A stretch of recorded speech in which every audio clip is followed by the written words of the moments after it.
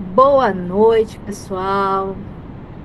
Eu sempre falo boa noite para apresentar os palestrantes hoje, né? Estou aqui falando com vocês, conversando. Já quero adiantar, né? Agradecer os meus amigos que estão, né? E já quero adiantar que pode ser que vocês escutem um latido ou outro, porque eu tenho um filho de 4 patas que está aqui comigo. Ele está meio entediado, de vez em quando ele vem aqui chamar atenção. Então, se vocês escutarem alguma coisa, é o Bruce, tá bom? Bom, o tema, eu já quero logo adiantar para vocês que o tema dessa noite vai acionar alguns gatilhos em algumas pessoas, né? E não fique tranquilo que depois passa, tá bom? Depois passa. Hoje nós vamos falar, né, de acordo com o que vocês viram lá, um tema bem interessante. Abra os olhos antes de abrir o coração. O Luiz falou sobre mim, né? Eu tô terminando ainda a faculdade de psicologia, tá trancado, falta só um pouquinho para terminar, mas eu tenho aí pelo caminho uns quase 20 anos de experiência em aconselhamento com casais, com adolescentes, né? Eu estou trabalhando como terapeuta, atendendo como escutativa, né? Ainda não como terapia, né? Porque eu não formei ainda, mas estou atendendo como escutativa. Estou terminando meu terceiro livro, né? Já ele está saindo aí. E esse tema vai ser bem interessante. Então vamos continuar aqui no tema. Abre os olhos antes de abrir o coração é muito importante. Por quê? Porque nós estamos... Todos que estão aqui nessa live querem um amor para a vida toda, né? Querem um amor para a vida, para ser feliz. É isso. Eu acho que todo mundo pensa assim, né? Não sei se é só eu ou se todo mundo pensa assim. Quem aqui gostaria de viver um grande amor, dá o joinha aí para mim. Isso aí, pessoal, começar a interagir para eu poder sentir que eu não estou falando sozinha para a câmera, por favor, tá? Isso aí, todo mundo está querendo amor.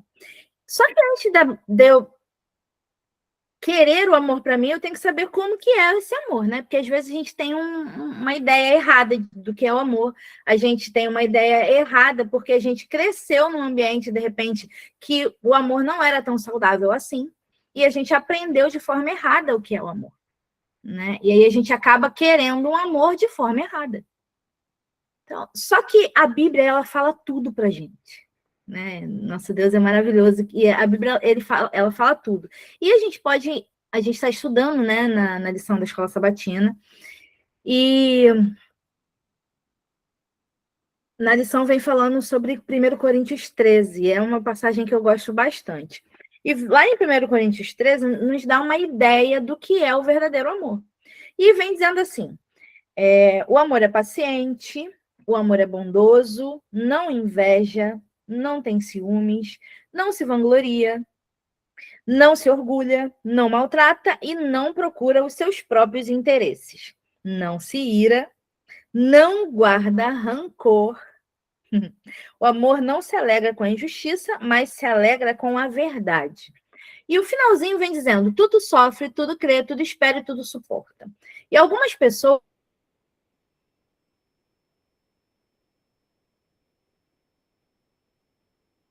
usam esse final.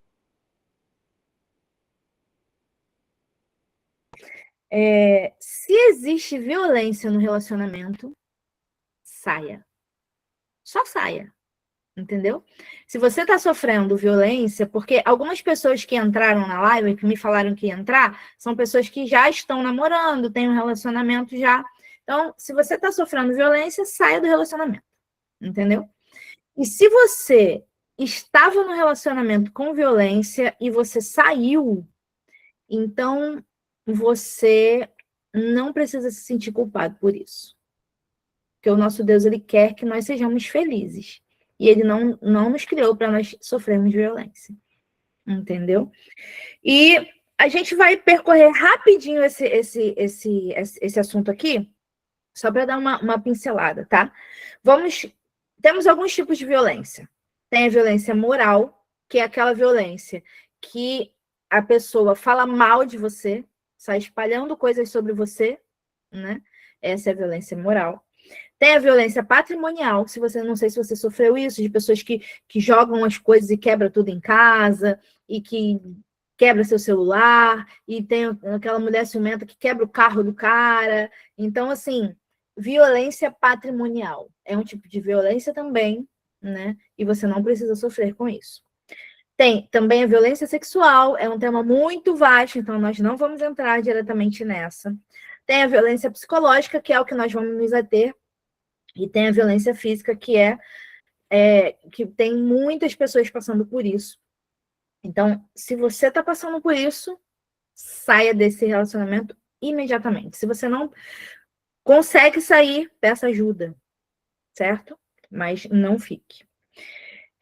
Nós vamos falar sobre relacionamento tóxico, né? Por aí, nós falamos, hoje em dia está na moda, né? Todo mundo fala sobre relacionamento tóxico. Quando a gente vai na etimologia da palavra, né? Toxicidade tem a ver com veneno. E normalmente o veneno mata a gente como? É de uma vez? Geralmente é aos pouquinhos, né? Não é aquele negócio que a gente, pá, e morreu. Você vai morrendo, vai sofrendo e vai morrendo aos poucos. E é normalmente o que acontece com o relacionamento tóxico. E aí, hoje a gente vai falar sobre algumas características de um relacionamento tóxico. Por quê? Para você entender onde que você não deve entrar. Se você passou por um relacionamento assim, existe uma possibilidade muito grande, porque nós tendemos a repetir padrões, né? Então, você idealiza uma pessoa que você quer para sua vida. Talvez tenha a ver com o relacionamento lá dos seus pais ou das pessoas que criaram você. E aí de repente você vai estar repetindo esse padrão. Então, para que você hoje, essa noite, é para que você enxergue que essa pessoa não é boa para você e que você quebre de uma vez esse padrão e você consiga ser feliz, ok? Então, vamos lá. No início do relacionamento, existe um termo na psicologia chamado love bomb, que é aquele relacionamento apaixonante, intenso, né, maravilhoso, perfeito, que não tem erro nenhum, né? Então, assim, o sonho da minha vida, não tem nenhum problema. E existem relacionamentos que começam assim, só que ninguém consegue manter esse nível, né? Sustentar esse nível de relacionamento. Vai ter problema, vai ter discussão, vai ter ajustes, né? Então, se você está esperando um relacionamento assim, normalmente o relacionamento que começa no love bomb termina. Então, abra o olho, né? Nós vamos falar sobre as características de uma pessoa que normalmente usa o love bomb, tá? Que é aquela pessoa que te cativa, e você fala, nossa, pessoa da minha vida, eu quero ela para mim e tal. E aí, no final, não era nada daquilo que você pensava. Entendeu? Então, vamos lá. Nós vamos falar das características do relacionamento tóxico, né? Que são para você ir identificando pessoas que podem trazer problemas. Então, uma das características, né, a primeira que a gente vai falar, é o controle disfarçado de cuidado, né? Quem é que não quer ser cuidado? Né? Todos nós queremos ser cuidados. Todos nós queremos uma pessoa que cuide, que dê atenção, né? Que faça, resolva os seus problemas, não é isso? Todos nós queremos uma pessoa assim do lado da gente. Só que existe um tipo de pessoa que ela se disfarça o cuidado, mas não é cuidado, é controle. A pessoa começa te tratando assim, falando com você, você é a pessoa única da minha vida, eu nunca amei ninguém assim, eu não consigo viver sem você. Nossa, se você ouvir essa frase, corre, foge, entendeu? Porque é perigoso demais. E aí, a pessoa pega você, coloca num pedestal. E aí, uma vez você naquele pedestral ali que ela colocou, ela pega o pedestral e coloca onde ela quiser. Né? Percebeu? Então, o que que acontece? A pessoa a pessoa começa fazendo tudo para você e depois não deixar você fazer nada. Né? Ela começa falando assim: não, olha só, eu não quero que você vá sozinho, ou eu não quero que você vá sozinha. E aí depois a palavra é: não vai sozinho. No início ela fala: não quero que você vá sozinho porque eu quero cuidar de você. Né? Eu sou preocupado com você. Mas depois isso se transforma em não vai sozinha porque eu não quero, não confio que você vá sozinho. Entendeu? Então, tome muito cuidado com essa parte aí que de alerta. Segunda coisa, ciúmes como prova de amor. Tem gente que fala, acha bonitinho, né? Ah, muito ciumento. Ah, isso é bonitinho. Eu não estou falando do ciúme que é leve, aquele cuidado, aquela atenção quando alguém chega perto, quando mexe, quando fala. Isso aí não é ciúme. O ciúme é quando você se vira contra a pessoa do relacionamento e não deixa ela falar com ninguém, conversar com ninguém, entrar em contato com ninguém, fica monitorando o celular, fica monitorando as redes sociais, entendeu? Ciúme não é amor, ciúme é insegurança, certo? Então, cuide com essa parte do relacionamento.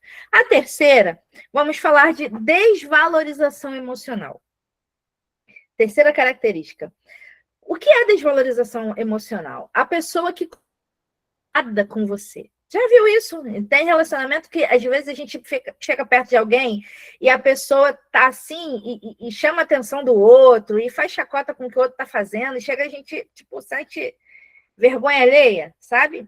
É um negócio assim meio esquisito, assim, né? E a pessoa que está sofrendo isso, só que ela acaba entrando num termo que a gente usa na psicologia, que é gaslight, né? Que é quando o outro começa a duvidar, você, né? Começa a duvidar da sua própria percepção. Por quê? Porque o outro começa a falar assim: ah, bobagem, isso aí que tu tá falando não tem nada a ver, não. E você é muito exagerado, ou você é muito exagerada.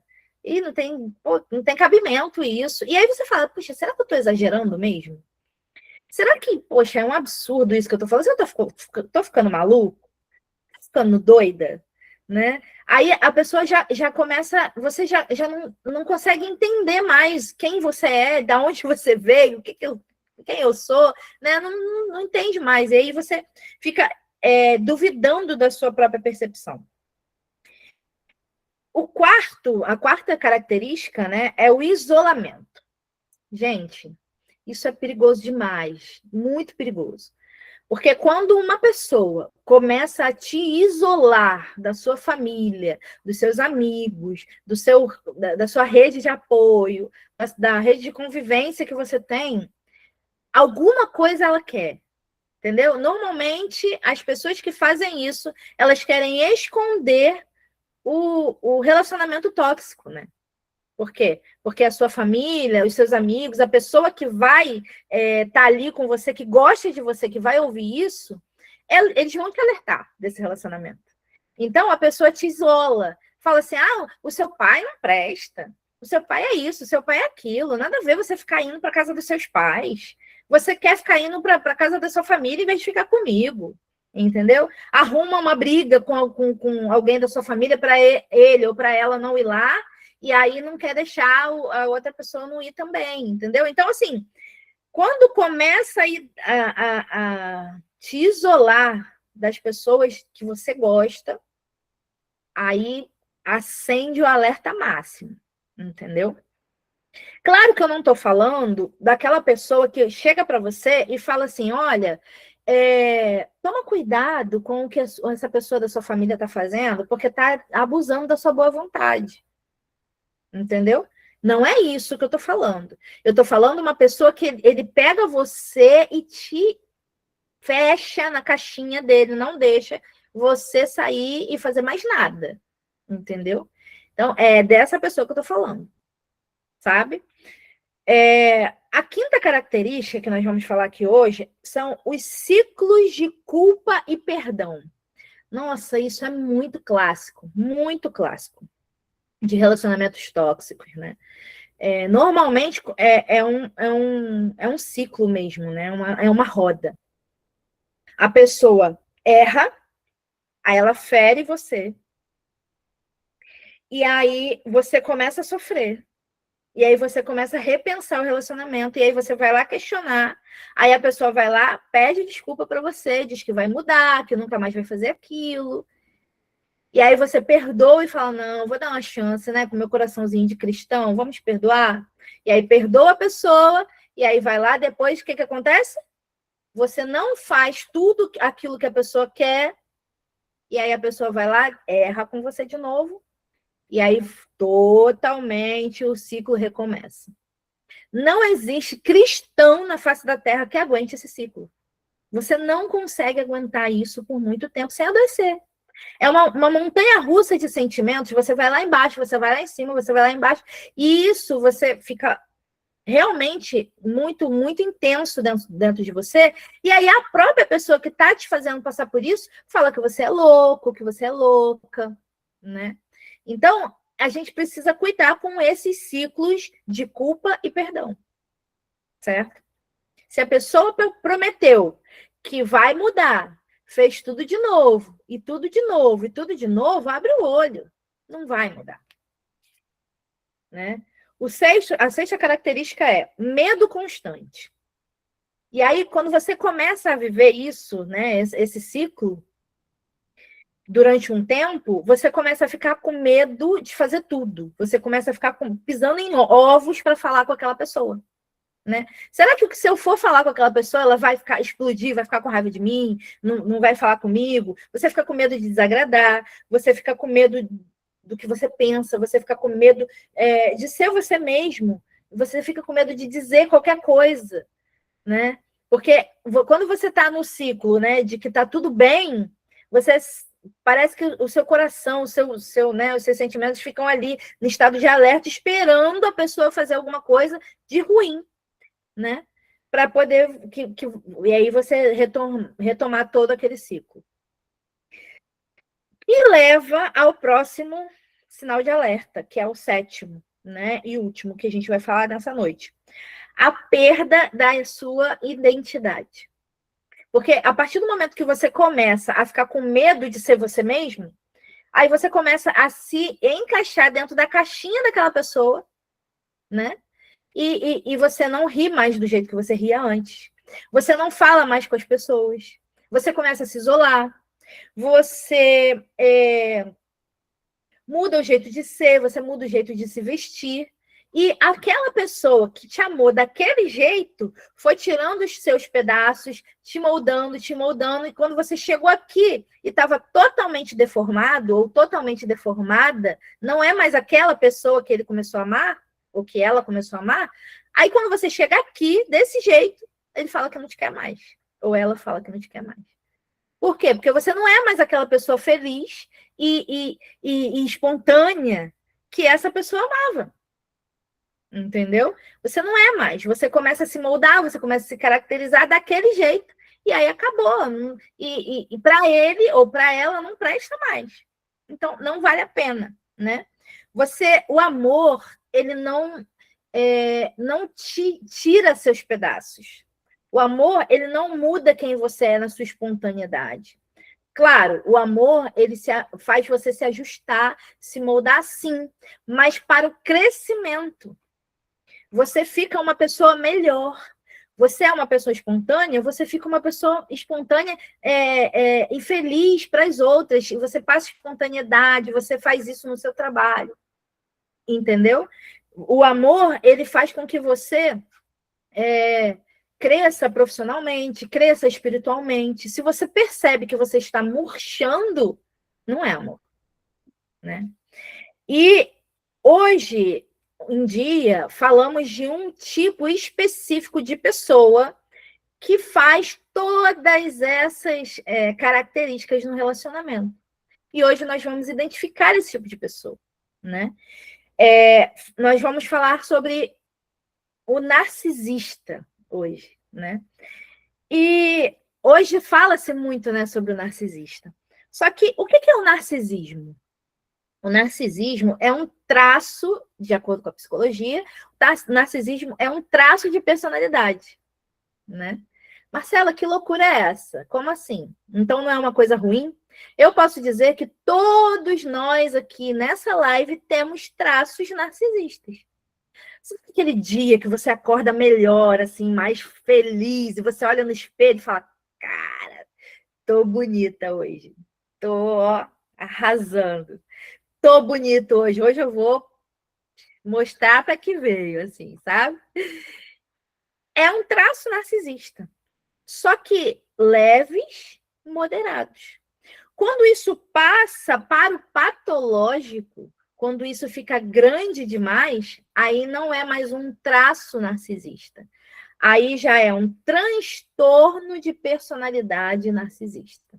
É quem as pessoas chamam de narcisista, que leva o nome de narcisista, são aquelas pessoas que têm TPN, né? Que é o transtorno de personalidade narcisista. E aí, existem dois tipos. Ué, Marcela, eu não sabia disso. Para mim era tudo narcisista. Pois é, para vocês terem uma noção e entenderem hoje, de uma vez por todas, para que o próximo relacionamento de vocês não seja com uma pessoa desse tipo. Pelo amor de Deus. Deus vai abençoar. Vamos lá. Características de pessoas narcisísticas grandiosas, né? Necessidade de admiração. Existe aquela pessoa que tem necessidade de admiração porque tem baixa autoestima. Todo narcisista tem baixa autoestima. Mas nem todo mundo que tem baixa autoestima é narcisista. Conseguiu entender? Vamos lá. O narcisista mesmo, ele tem a necessidade de admiração o tempo todo. O tempo todo. Você precisa estar admirando ele o tempo todo. Ah, você é lindo, e aí tem que elogiar o tempo todo. Se você não elogia ele o tempo todo, não reage às coisas que ele faz, o que ela faz o tempo todo, já tem uma reação aí. Algumas pessoas reagem com agressividade, mas são poucas. A grande maioria dos narcisistas reagem à falta de admiração com frieza, entendeu? Normalmente elas ficam frias, né? Normalmente tem aquela famosa pagamento com o silêncio, vocês sabem disso, né? Normalmente as pessoas que tiveram relacionamento com narcisistas sabem o que eu tô falando, né? Fica dias, um mês sem falar com você, né? Tá pagando, tá te punindo, né? Uma punição pelo silêncio, né? Ah, você não vai fazer o que eu quero, não? Você não vai me elogiar, não vai, então não falo com você. Então, punem com isso. Eles também, os narcisistas, têm falta de empatia. Eles não estão nem aí com o seu sofrimento, entendeu? Sabe que você está sofrendo, mas não estão nem aí, entendeu? Também tem um forte senso de superioridade. Sabe aquela pessoa que você vê no trabalho, na faculdade, né, na igreja até, porque na igreja todos nós somos doentes, querendo a salvação e a cura em Cristo Jesus, né? Então, na igreja também temos pessoas assim. E aí, tem aquela pessoa que ela sabe tudo, ela não precisa mais aprender, sabe? Ou, às vezes, ela até acha que precisa aprender, mas ela não admite que ela precisa aprender com você. Quem é você para ensinar para ela? Entendeu? Então, tem, exatamente. Isso aí, Keila. Ameaça é com eles mesmos, isso aí. Quem é você, né, para poder ensinar? E eles gostam de contar vantagem, né? Eles gostam, né? O narcisista gosta de falar o que fez. E eu não estou falando daquela pessoa que conta para você, chega para você e conta os seus bons feitos e te ouve também. Não, estou falando daquela pessoa que fala o tempo todo. Sabe aquela pessoa que você chega para contar para ela, olha, eu ganhei uma promoção no trabalho. Toda feliz, você chega, olha, eu consegui um trabalho, ganhei uma promoção, consegui não sei o que tal. Aí ela fala assim, é mesmo? Então, eu também, rapaz, consegui um negócio lá, que não sei o que e tal. Olha, meu trabalho é isso, meu trabalho. Nem aí porque você falou. Entendeu? Normalmente uma pessoa dessa é narcisista. né? Também temos outra característica do narcisista, é a manipulação. Gente, meu Deus do céu. Como são manipuladores os narcisistas? E eles fazem uma famosa inversão de papéis. Como é isso, Marcela? Vamos lá, vou explicar para vocês. Você chega para a pessoa e fala assim: olha, você deixou toalha molhada em cima da cama. E aí a pessoa chega para você e fala assim: olha só, a cama estava muito desarrumada. Eu achei até que podia botar toalha. Quando é que você vai arrumar a cama? E aí, no final das contas, você acaba pedindo desculpa por não ter arrumado a cama. Sendo que era para ele pedir desculpa porque colocou a toalha molhada na cama. Consegue entender? Eu conheço algumas pessoas assim, que você vai para ela, brigar com ela e sai da conversa pedindo desculpa. É o clássico narcisista. E dificilmente essa pessoa admite que está errado, tá? Dificilmente você vai achar um narcisista que vai admitir, não, estou errado. Pode admitir uma vez ou outra perdida? Pode. Mas normalmente você trabalha com narcisista e ele dificilmente vai admitir que está errado. Mas também tem os narcisistas que eu falei, que são os narcisistas vulneráveis, né? Aquele narcisista que ele se faz de coitado, né? O narcisista grandioso é aquele que não preciso de ninguém e tal. E o narcisista vulnerável é aquele, ai, coitadinho de mim, ninguém me entende. Ah, mas olha só, eu tô com uma dor aqui, minha coluna tá quebrada. Aí a pessoa fala, ah, tudo bem, a sua coluna tá quebrada. Mas a minha dor de cabeça é muito maior que a sua. Entendeu? Não, você não tem noção da minha dor. A dor da pessoa é sempre maior do que a sua. E normalmente essas pessoas que são os narcisistas, né, vulneráveis, eles se colam ali com as pessoas que são muito empáticas, né? A pessoa que é muito empática, ela normalmente é alvo desse narcisista vulnerável. Ele acha que é melhor que você pela dor. Ele sofre mais, ele é um incompreendido. E normalmente esses narcisistas que não param, né, com nenhum relacionamento, porque ninguém aguenta, né? E aí, normalmente, a pessoa, o ex, né, os ex sempre são os malucos, né? Normalmente assim. Ambos os narcisistas, tanto o grandioso quanto o vulnerável, ele vai adoecer você. Por quê? Porque para o narcisista você é um objeto funcional. Entendeu? Você tá ali para servi-lo, sabe? E aí, o que acontece? Ele sabe que você sofre, só que ele não quer que você sofra. Por quê? Porque se você sofrer, você vai atrapalhar a vida dele. Então, às vezes, quando você tá com o narcisista te ajuda, não é porque ele tá preocupado com você. É porque é para você parar de reclamar e parar de encher o saco dele, entendeu? Normalmente é assim. E aí, o que acontece? O narcisista, por ele achar que você é um objeto que é funcional, quando você perde a funcionalidade, aí é que o negócio começa a complicar, né? Por exemplo, você está num relacionamento com uma pessoa, você é um homem, e aí você está num relacionamento com uma mulher narcisista, e aí você perde o emprego, acabou. Acabou, você perdeu a funcionalidade. Entendeu? E aí ela vai te culpar porque você não presta para nada, enfim, né? Quem já passou por isso sabe como é.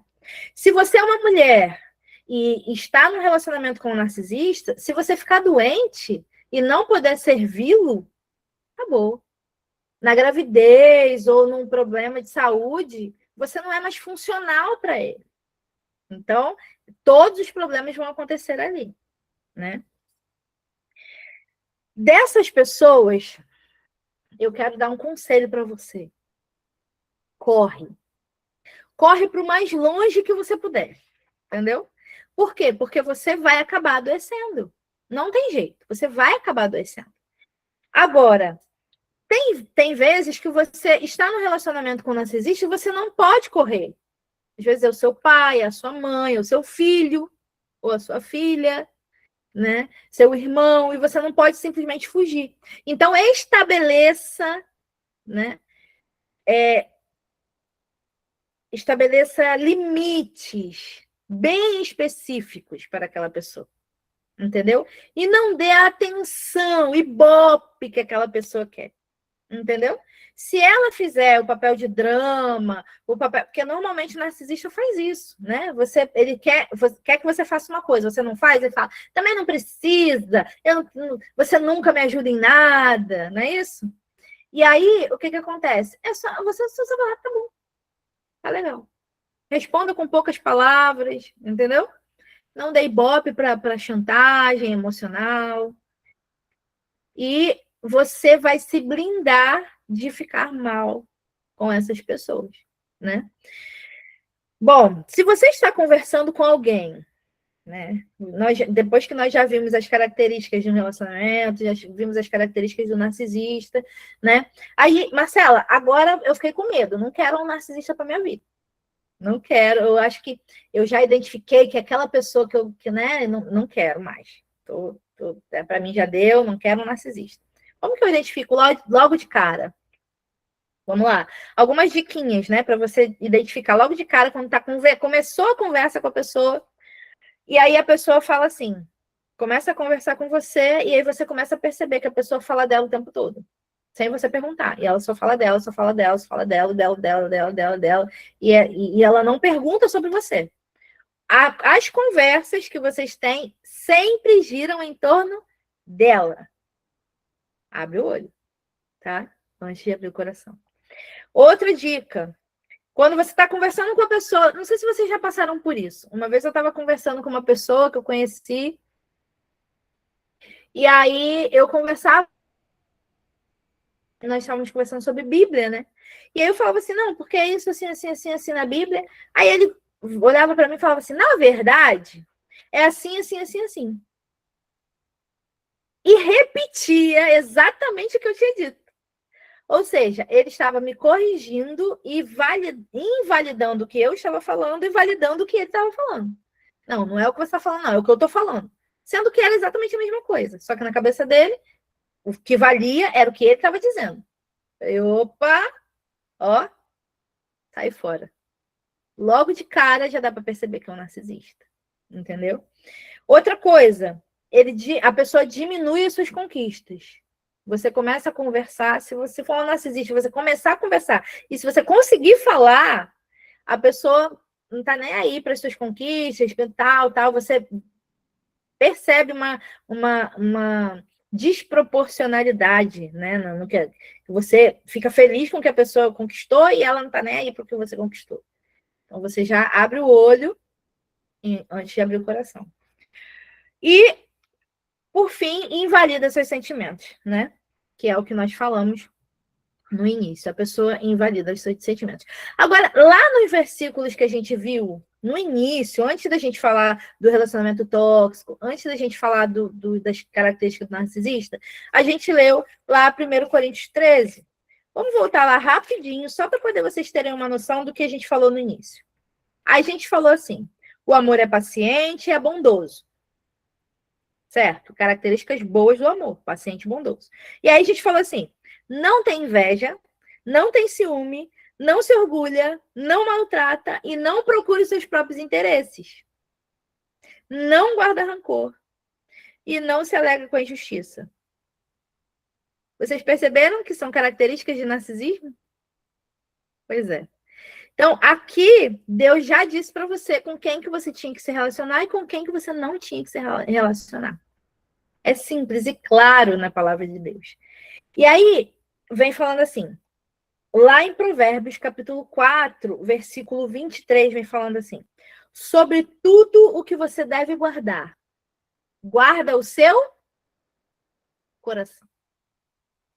Às vezes, quando a gente passa por um relacionamento narcisista, a gente se sente culpado.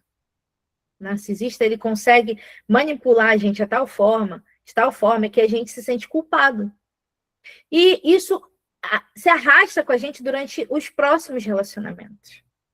Mas Deus, ele está aqui, presente agora, nesse momento, nessa live, e está mandando eu dizer para você que você tem a oportunidade de ter um novo relacionamento feliz em Cristo Jesus. Porque Deus, ele pode fazer um renovo na sua vida, né? E em Mateus capítulo 22, versículo 37 a 39, vem dizendo, Jesus disse, ame a Deus acima de todas as coisas. Esse é o primeiro e mais importante dos mandamentos.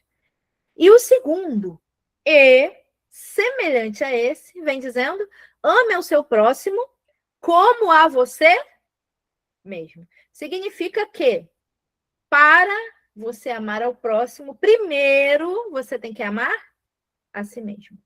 Se você passou por alguma coisa na sua vida, teve um relacionamento com um narcisista, né? E graças a Deus conseguiu se livrar, ficaram sequelas. Eu sei que ficaram sequelas. Mas Deus, ele pode limpar, né? E trazer o renovo para a nossa vida. E eu tenho certeza que ele está fazendo isso agora. E eu queria orar com você nesse momento. Antes de orar, eu quero dizer o seguinte: nós podemos viver o renovo, sim. Nós podemos viver um relacionamento saudável depois de um relacionamento tóxico? Sim. Mas precisamos, às vezes, de ajuda. Ajuda profissional, como um psicólogo, um terapeuta, para te ajudar a enxergar, a ressignificar algumas coisas, né? Talvez até quebrar padrões, né? Às vezes você precisa de um amigo íntimo que você possa conversar. E às vezes você precisa até de ajuda medicamentosa. Porque às vezes tem pessoas que, por exemplo, entraram em contato comigo, que quando começaram um relacionamento, essas pessoas, quando iam falar com a outra pessoa, já começavam a se tremer, já começavam, sabe? Porque sofreram violências pesadas. E essas pessoas precisam de uma ajuda medicamentosa naquele primeiro momento, enquanto isso está sendo trabalhado. Isso não tem problema nenhum. Depois você pode sair desses remédios e começar a viver um relacionamento saudável, né? Então, se você precisa de ajuda, peça ajuda. Se você precisa de ajuda profissional, se você precisa de ajuda medicamentosa, vá atrás disso. Você não é culpado de ter sofrido abuso. A culpa não é sua. Entendeu? Então, você tem essa oportunidade. Eu quero convidar você nesse momento para que você feche os seus olhos. E para que nós possamos orar nesse momento e entregar a sua vida e a minha vida nas mãos de Jesus. Para que ele possa limpar da nossa vida todos esses resquícios, todos esses gatilhos, todos esses problemas que ficaram depois de um relacionamento ruim. Para que nós possamos viver o novo de Deus, viver o renovo de Deus. Feche seus olhos, vamos orar. Querido Pai, obrigado, Senhor, porque o Senhor deixa na sua palavra orientações para que possamos entender onde estavam os problemas na nossa vida que nos feriram tanto. Obrigado, Senhor, porque essas orientações fazem com que possamos abrir os olhos antes de entregar o nosso coração. Para que possamos conseguir, Senhor, em nome de Jesus, entregar o nosso novo relacionamento ou o nosso possível relacionamento nas suas mãos, para que seja um relacionamento saudável e de acordo com a sua vontade. Eu te peço, Senhor, que cada pessoa que está nessa live, essas 27 pessoas, possam ser abençoadas pelo Senhor, para que possamos entregar os nossos relacionamentos nas suas mãos, e esses relacionamentos possam ser felizes e saudáveis, Senhor. É o que pedimos em nome do Senhor Jesus. Amém. Amém. Glória a Deus. Muito bem, Marcela. Muito obrigado, né, pelas suas palavras.